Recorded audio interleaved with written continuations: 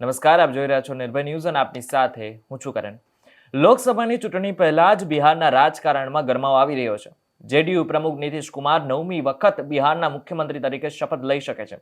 બિહારમાં ચાલી રહેલી રાજકીય અનિશ્ચિતતા વચ્ચે મુખ્યમંત્રી નીતિશ કુમારે રવિવારે મહાગઠબંધન સાથે સંબંધ તોડીને મુખ્યમંત્રી પદ પરથી રાજીનામું આપવાની જાહેરાત કરી છે. નીતિશ કુમારે રાજીનામું આપવા રાજભવન જતા પહેલા રવિવારે સવારે જનતા દળના ધારાસભ્યોની બેઠક યોજી હતી.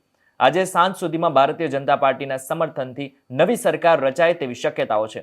તે જ સમયે સૂત્રો પાસેથી પ્રાપ્ત માહિતી અનુસાર રાજ્યપાલ સચિવાલય સહિતની ઓફિસોને રવિવારે ખુલ્લી રાખવાનો આદેશ આપવામાં આવ્યો છે.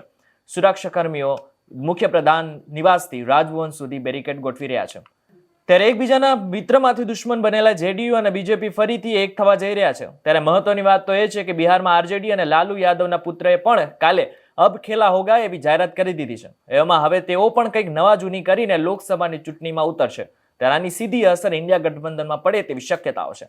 આ બાબતે તમે શું વિચારી રહ્યા છો એમને કોમેન્ટ કરીને ચોક્કસથી કહેજો. વિડીયો થકી તમને કોઈ માહિતી મળી હોય તો વિડીયોને લાઈક અને શેર જરૂરથી કરજો. તો આવા જ અન્ય સમાચારો માટે અમારી ચેનલ નિર્ભય ન્યૂઝને સબસ્ક્રાઇબ કરવાનું ભૂલશો નહીં. આભાર.